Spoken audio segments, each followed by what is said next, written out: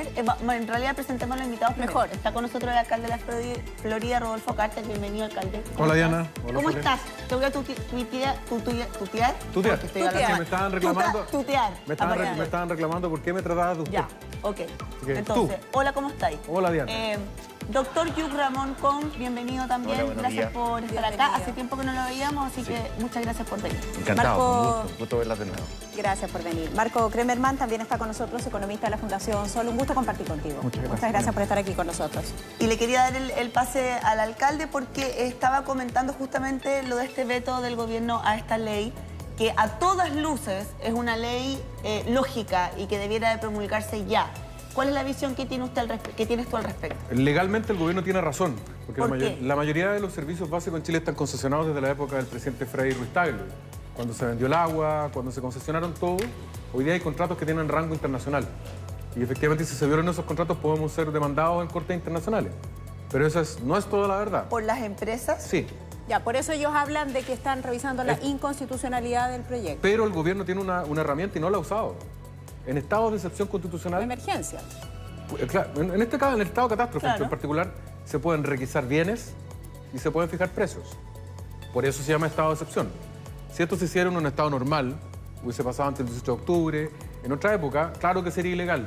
Pero dado que estamos en una situación parecida a una guerra, el Estado puede confiscar aeronaves, buques, puede fijar precios y también puede suspender juicios.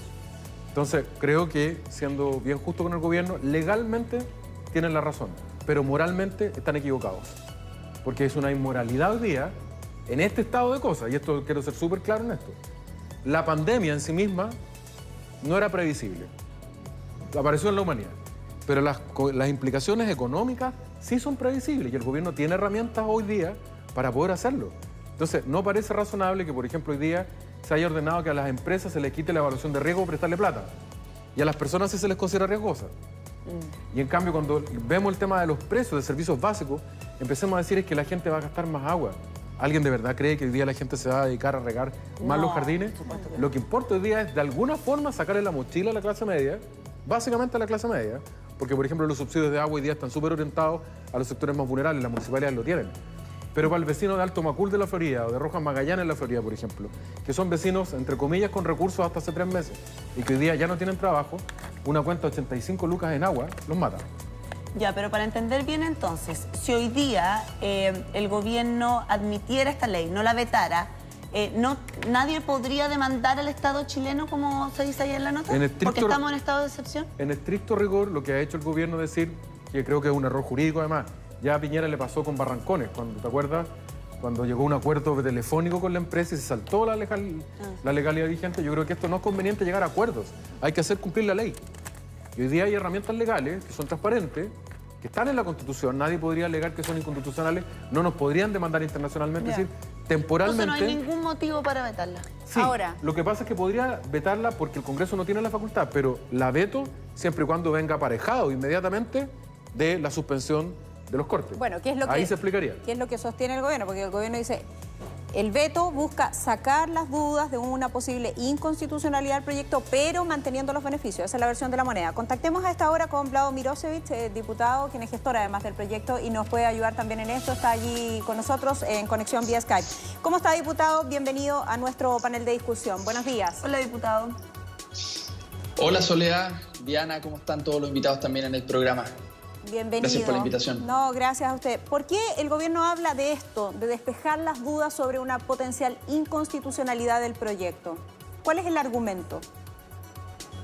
Bueno, cuando presentamos el proyecto en marzo, cuando la pandemia recién estaba partiendo y en donde tenía todo sentido tomar una medida a tiempo, tuvimos esta discusión con el gobierno y fue el ministro de Energía y nos dijo este proyecto es inconstitucional. Nosotros le respondimos, bueno, si tenemos esa diferencia de opinión entre el Congreso y el gobierno, lo lógico es que si nuestro foco, nuestra urgencia es proteger a las familias y no dejarlas desprotegidas, entonces lo que hay que hacer es que si ustedes consideran que no tenemos la atribución, patrocine el proyecto.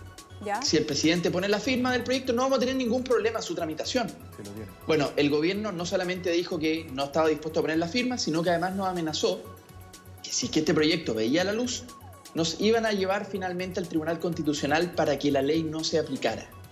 Es decir, desde un primer minuto tuvimos el boicot del gobierno. Ese boicot finalmente no les resultó porque sus propios parlamentarios incluso terminaron apoyando nuestra ley, que era obvio. Todos si el apoyaron. foco es cuidar todos. a las familias. Nadie votó en contra, ¿no? Todos apoyaron, sí. No, tuvimos unanimidad. La verdad es que en el Congreso, el Congreso no ha sido el problema para esta ley. ¿Ah? Nosotros en el Congreso nos pusimos de acuerdo, incluso muchas veces desoyendo lo que el gobierno nos decía, que es vamos a boicotear esta ley como podamos. Y el gobierno en paralelo hizo otra cosa, que fue decir voy a llegar a un acuerdo voluntario con las empresas para que no corten ni la luz, ni el agua, ni la telefonía, ni internet.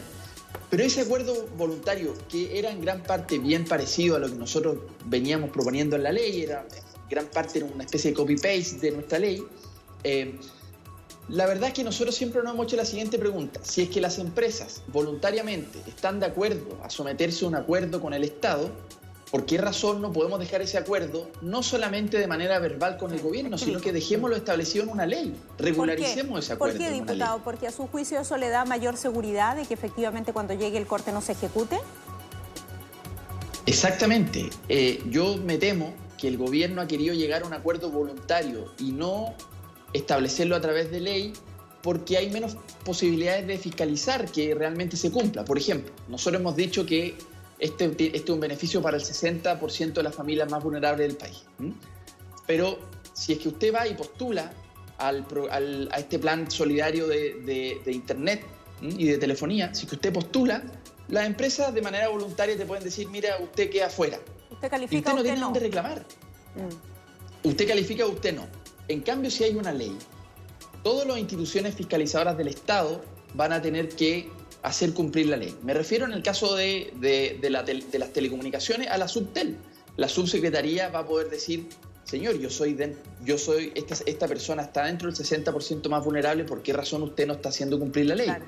Lo mismo va a pasar con las superintendencias de servicios sanitarios, de electricidad y combustible. Es decir, es muy distinto que un acuerdo verbal entre el gobierno y las empresas sea establecido por ley, porque la ley hay que cumplirla. Es de toda lógica, porque además queda a la voluntad de cada una de las empresas y uno no sabe si en algunas puede haber una súper buena voluntad y en otras no tanto, ¿cierto? A mí hay un tema que me preocupa muchísimo también respecto de la tramitación de esta ley, y usted nos puede ayudar, diputado, con esos plazos, porque usted dice este proyecto se presentó en mediados de marzo, estamos a casi mediados de julio, y tengo entendido que esta ley fue aceptada por el Congreso hace más de 27 días. Entonces, uno como ciudadano tal vez no entiende bien los procesos de las cámaras, en fin. Yo trato de entenderlo, son áridas para la mayoría de la gente que nos ve, pero lo que uno entiende rápidamente es que hay un tema de plazos de emergencia que cumplir en una situación de emergencia como la que estamos viviendo. Entonces, esos plazos a uno no le entra en la cabeza. Que un proyecto ha sido aceptado o comenzado a tramitar a mediados de marzo y estamos a mediados de julio con números más positivos. Es decir, puede ser que ya pasamos el pic de la pandemia y todavía no hay una respuesta al respecto.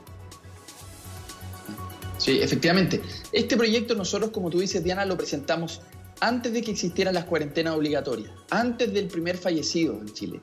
Y lo hicimos porque entendíamos que bueno, la verdad no es que fuéramos magos, vimos lo que estaba pasando en Europa y nos dimos cuenta esto va a venir en Chile, muchas familias no van a poder pagar sus servicios básicos y no es justo que se les cobre. Que eso ya está pasando hace 4 meses. La gente no tiene para pagar las cuentas hace 4 meses, eso es lo increíble. Voy ahí, Diana. La verdad es que a pesar del boicot permanente del gobierno, este proyecto logramos que se aprobara. Pero el presidente lo tiene hace un mes en su escritorio solo falta la promulgación, que es literalmente la firma del presidente. Nada más. Eso no se entiende. La firma del presidente se publica en el diario oficial y es ley. El presidente ha estado durante un mes con la ley encima de su escritorio y finalmente se decide por un veto, que por supuesto retrasa mucho más la promulgación de la ley, porque va a volver al Congreso, vamos a tener que discutir los artículos que el presidente vetó. Entonces yo quiero decir, aquí hay un problema de sensibilidad. Porque en un escenario de emergencia, de catástrofe como la que estamos viviendo, aquí necesitamos que en el gobierno haya gente que tenga una mínima sensibilidad, esto ya es una especie de desprecio a las familias que hoy día la están pasando mal. Yo entiendo que en un escenario de normalidad, este proyecto estoy de acuerdo que no corresponde. Pero estamos en un escenario de emergencia, de estado de emergencia. Este proyecto, ¿por qué en la Unión Europea pueden hacer esto y nosotros en Chile no podemos hacer esto? O sea, yo me lo pregunto verdaderamente, ¿están los instrumentos legales para poder hacerlo? Además, las empresas están disponibles, el propio presidente ha dicho que ha conversado con ellas. Si están disponibles, ¿por qué no lo fijamos en la ley? Porque yo creo que todos los chilenos lo pueden exigir a través de la ley. Ahora, claro, diputado y alcalde, lo que la realidad nos dice es que los cortes se están ejecutando. Sí, claro. Saludar al diputado Mirosevich, pero a ver, lo que pasa es que, siendo justo, somos abogados, entiendo que Vlado es abogado también. No, cientista político. Ah, ya, perdona. Lo cierto es que las concesiones de la época del presidente Frei Ruiz Tagle tienen categoría de contrato ley y tienen rango constitucional. El Congreso no puede modificarlas por una ley simple, tendríamos que modificar la Constitución. Esto es una pernería para la gente en su casa. Pero lo que nos explicó el estado de excepción... Pero lo que yo quiero estar de acuerdo con el diputado del Partido Liberal es decir que el gobierno tiene las herramientas para hacerlo. Ya, claro. Pero una pregunta, una contrapregunta, para ser justos también. El mismo gobierno dice que el veto mantiene los beneficios, pero lo enmarca y lo encuadra estrictamente en el ámbito de la institucionalidad. El diputado Mirosevich acaba de decir algo que es brutal, que el decreto esté guardado en el escritorio del presidente durante un mes. ¿Qué cree usted? ¿Que están dejando pasar el tiempo? Honestamente, porque creo un tema de ego político. Y esto ha sido una constante en esta crisis. Nos pasamos durante meses discutiendo si había o no carnet COVID. El ridículo más grande, un mes. Después los tira y afloja con las cuarentenas dinámicas, tira y afloja. Se descuadró la pandemia. Y hoy día cuando tenemos un problema económico concreto, ciertamente yo creo que tiene debilidades legales el proyecto del Congreso, las tiene. Pero ¿qué le cuesta al presidente ponerse en las cuatro y decir, ¿sabe qué? Yo tengo la atribución, como lo hizo Macron. Macron no es un hombre de izquierda. Pero eso uno no lo Macron entiende. habló al principio de la crisis y dijo, se suspenden los juicios hipotecarios, se congelan los precios durante un tiempo, y eso lo ha hecho incluso Estados Unidos, que es la cuna prácticamente del capitalismo moderno. Entonces, el tema, y es lo que me parece grave, es la pequeñez del gobierno. Y los plazos, eso tiene que ver con los plazos, Diana, porque en el fondo lo saben, se está ajustando cada vez más, y además están acumulando deudas. Exactamente. Ya, pero vuelvo a la pregunta, ¿entonces crees que están dejando pasar el tiempo? Yo creo que están dejando pasar el tiempo. ¿Sacando la vuelta? Yo creo que están dejando pasar el tiempo porque no quieren concederle al Congreso un proyecto de ley que tiene visos de ilegalidad e inconstitucionalidad, y están decidiendo hasta última hora. Nosotros somos los que gobernamos acá, nosotros decidimos. Y eso es una pequeñez porque al final a quién le importa. Lo que importa es que a la gente al final no le corten el agua, que a la gente no le corte la luz. Entonces, esta pequeñez permanente de esta riña por las pequeñas cosas finalmente termina perjudicando a la gente de a pie, que está en la calle. Hoy día el gobierno, desde el día 1 de cuando dictó el estado de excepción constitucional, tiene facultades muy amplias en regulación de precios, cortes de suministros y también incluso en confiscación de bienes. Entonces, creo que aquí se le ha engañado a la opinión pública que esto es un tiro de afloja con el Congreso. El presidente, en su escritorio, tiene la facultad del día 1, con un lápiz como este, poder hacer lo que el Congreso está tratando. Y lo tiene hace 29 días, o sea, hace un mes. Piensa en esa familia que hace 29 días o más tiene el agua cortada o algún otro servicio básico. Vamos a sumar a esta conversación a Alejandro Alarcón. Él es economista y académico de la Universidad de Chile. Muy buenos días, Alejandro. Gracias por estar esta mañana con nosotros. Buenos días, Diana, y buenos días, Soledad. Justo verla. Igualmente, Alejandro. ¿Cuál es tu opinión sobre este proyecto del cual estamos hablando? El Ejecutivo finalmente se demora, pero presenta un veto, pese a la aprobación mayoritaria del Congreso. Bueno, esto como estuve viendo ahí cuando ustedes hablaban, tiene larga data. Yo prefiero, ante todo, que se arregle el problema. Sí. Que la gente que no puede pagar, efectivamente, no se le corte el suministro. Exacto. Y yo creo que están encima de la mesa instrumentos que pueden hacer eso. A mí lo que me preocupa es que recibamos una demanda internacional. Eso me preocupa porque acá nosotros todos somos valientes, nos rebelamos, pero al final las consecuencias las van a tener los mismos que ahora estamos tratando de ayudar. Por lo tanto, yo sería muy cuidadoso. ¿A qué se refiere con eso, perdón, Alejandro? Porque el proyecto es inconstitucional a su juicio. ¿Por qué podríamos recibir una demanda internacional?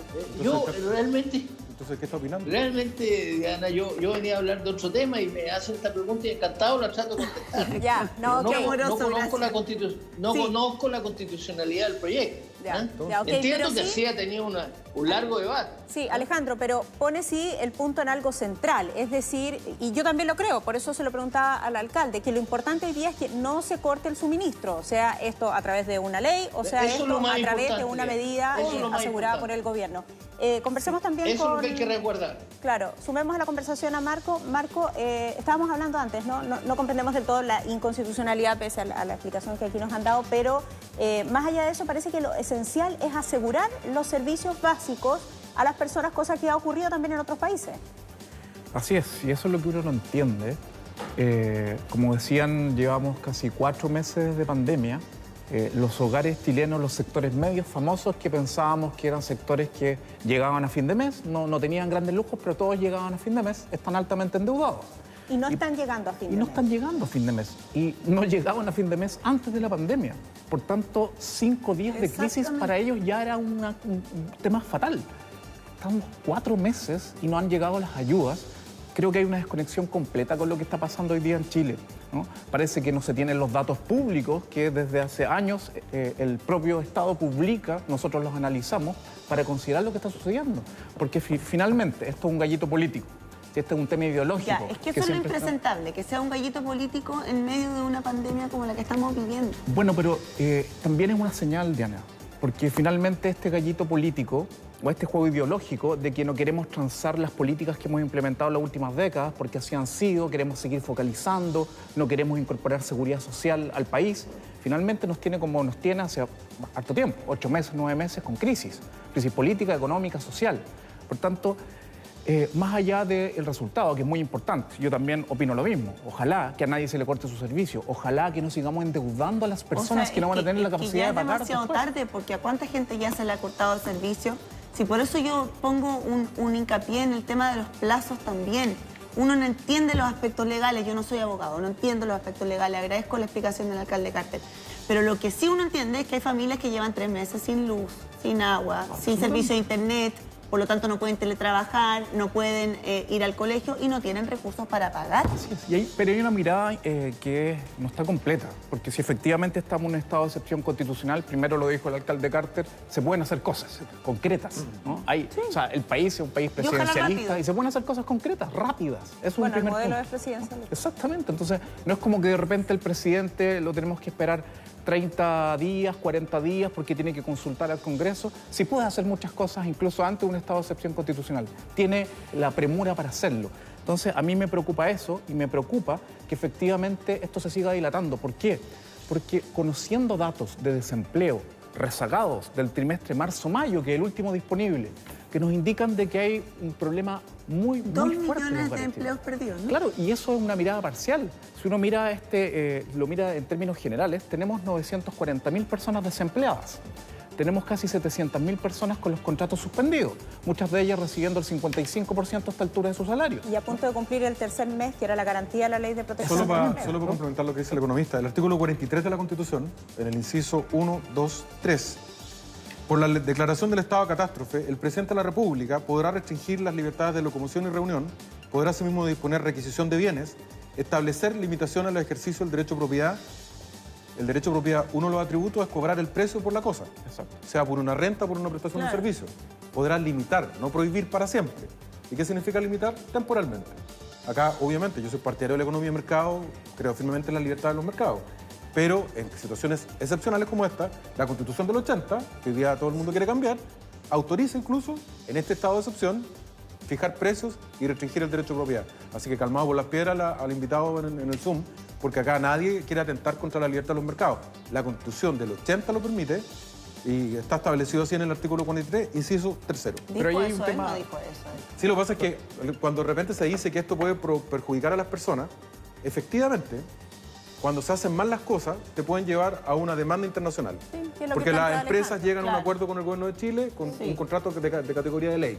Sí, pero el gobierno tiene esta solución hace mucho rato.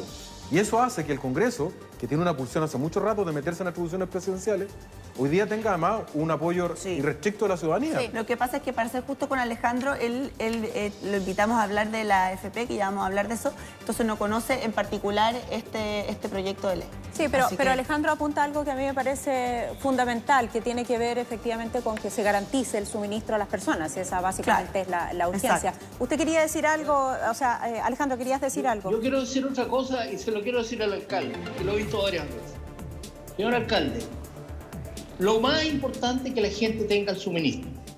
Segundo, usted es miembro de un partido oficialista. ¿Por qué no le dice a su partido y por qué no le dice al presidente lo mismo que me dijo a mí? Eso es lo único que le pregunto. Le contesto. Porque usted tiene línea directa. Le contesto. ¿Tiene línea directa con la moneda? ¿Quiere que le conteste o no? Usted ha dicho dos cosas. Usted le voy a decir dos cosas. Primero ha dicho dos cosas. En la primera está equivocado y en la segunda está más equivocado todavía. ¿En cuál estoy equivocado? Le contesto al tiro, tranquilo. Primero le quiero contar que lo más importante no solo el suministro, es que la gente lo pueda pagar. Son las dos cosas a la vez. Usted no saca nada con tener una llave si la tiene cortada porque no puede pagar el servicio. Así que le quiero explicar que en la compra-venta de servicio las dos cosas son importantes, poder pagarlo y tener el servicio. Y lo segundo le quiero contar que no soy militante de ningún partido de gobierno, soy independiente. Y ciertamente tengo llegada mejor que el resto de los ciudadanos, pero el problema es que no te responden. Entonces le quiero pedir que tenga calma. Yo lo único que le quiero decir, yo al igual que usted, con lo que dice usted. Yo al igual que usted es cercano a un partido político. ¿Podría decir a qué partido político es cercano? A la UDI. Bueno, entonces no diga que no tiene ninguna correlación política. Tiene una correlación política. No, pero le quiero preguntar para que esto no se transforme en un tema personal. ¿Tiene un problema de recepción con los audífonos? Porque yo le acabo de decir claramente que tengo más cercanía. Yo no ando por la vida tratando de darme vuelta a la chaqueta. Estoy diciendo las cosas lo que creo. Tengo más cercanía, tengo en mi chat, tengo al presidente de la República, pero no te contesta. Lo único que es importante, además, yo le voy a dar un pequeño consejo de un ciudadano, un ciudadano a usted. Sí, usted le gusta descalificar. No. En dos intervenciones suyas me ha descalificado. Usted no me conoce, no sabe lo que piensa. Lo único que tiene claro es que cuando alguien lo contradice, usted es el que descalifica. Por favor, tenga más calma también usted. Yo no he hecho ninguna referencia a su persona. Lo que he dicho es que usted tiene ideas equivocadas. Porque usted está me dijo recién que tenía problemas con los audífonos. ¿Con los audífonos? Me está diciendo que no escucho. Pero por eso. Por favor, señor Carter. Le acabo de decir, por favor, señor Carter, no se haga el zorro rengo conmigo, por favor. Estimado señor, porque yo no me dedico a la política, pero no soy un sonso. Sí. No, nadie le ha dicho que usted sea sonso. Lo que le estoy diciendo es que no escuchó bien lo que le estoy tratando de transmitir. Voy a intervenir. Perdón, Alejandro, voy a intervenir porque la idea es que los dos se sientan cómodos y podamos debatir. Ambos tienen que usted tampoco se siente incómodo ahí desde su casa. Vamos a hablar con usted también de la AFP en un rato más. Pero para no personalizar esta discusión, quisiera sumar al doctor Yuc Ramón Kong también. Otro floriano. Él obviamente es doctor, ha venido muchas veces a hablar de medicina, ha venido a hablar de la pandemia, pero para darle una cara humana también a esto que estamos conversando respecto de los cortes de los suministros básicos. Tú también querías compartir tu historia familiar, Yuc, tengo entendido, porque tu familia en términos económicos tampoco lo está pasando bien. Sí, o sea, yo pertenezco a las familias trabajadoras, como bien dice el alcalde, toda mi vida en la Florida. Soy de las generaciones en donde mi mamá fue la primera y mi papá que fueron a la universidad, y a mí me tocó estudiar con crédito con aval del Estado, como muchos chilenos.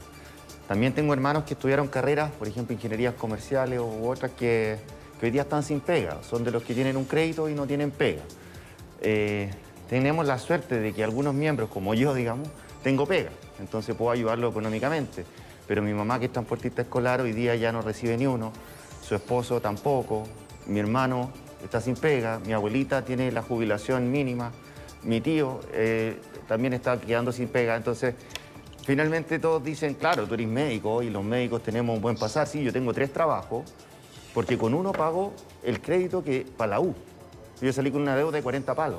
Mira. Y yo para especializarme, para ser emergenciólogo, ¿Cuánto tiempo te queda para pagar esa deuda más o menos? Llevo 2 años pagados porque yo estudié medicina, después la especialidad, se aplaza el crédito y me quedan hasta pagar toda la deuda. Así que, pero como te digo, tengo 3 trabajos, uno de esos. ¿De cuántos años estamos hablando? Por lo menos 20. Claro. Entonces tampoco no es una cuestión que aquí en Chile es fácil estudiar, pero insisto, yo soy un afortunado, porque yo sí tengo trabajo. Sí. Pero hay muchísima gente que hoy día no tiene trabajo, y esa gente que hoy no tiene trabajo, que es clase media, y que hoy día ya no tiene ni uno. Si es por ingreso, están en la vulnerabilidad máxima. Pero escúchame un segundito. ¿Sabes? Todo lo que han estado conversando genera una profunda pena y una profunda desesperación. Porque resulta de que tenemos un proyecto que por fin, lo que nosotros como ciudadanos esperamos, se pusieron de acuerdo en las cámaras, lo votaron. Genial. Sí. Van a parar los cobros, o sea, los cortes, perdón, ni siquiera los cobros, los cortes. Y resulta que por una firma que lleva un mes en el escritorio del presidente, la gente sigue pasando hambre, sigue pasando frío, sigue teniendo que destinar la poquita plata que le queda en el bolsillo para pagar los costos básicos de subsistencia. De subsistencia, la gente está sobreviviendo. Y todavía tenemos una discusión que tenemos que venir a la tele a discutirlo. Y yo por eso hoy día estoy muy contento de haber venido, porque estamos discutiéndolo en una buena lid. Pero la cuestión sigue frenada, sigue estancada y la gente sigue con hambre, sigue con frío, sigue sin plata en el bolsillo. ¿Sí? Y nadie lo dice. Y el sentido de urgencia, que es mi especialidad, la urgencia, que hoy día por fin se ha hecho popular y lo están diciendo de labios de políticos. Sentido de urgencia, 4 meses. ¿Sabes lo que está pasando aquí? Ni siquiera lo hablo de voluntades. La pandemia tiene una curva y esa curva va a ir bajando. Todos lo sabemos. Si esperamos 4 meses, ¿cuál es el resultado de eso? Esperamos que se murieran los que se murieran. Ese es el resultado neto. Dejamos que se murieran. Nuestras autoridades dejaron que nosotros nos muriéramos. Que pasáramos frío y que ahora estuviéramos más pobres. Eso es lo que pasó hoy día. Eso es lo que está pasando en Chile hoy día. Las interpretaciones por voluntad es lo que quieran. La verdad, la gente ya se nos murió y se nos sigue muriendo. Eso en el ámbito sanitario, tal como tú lo planteas, pero social. Pareciera, Yu, además social, que hoy día, Marco, esto queríamos conversarlo contigo, está apareciendo con más fuerza, con más garra, la pandemia económica.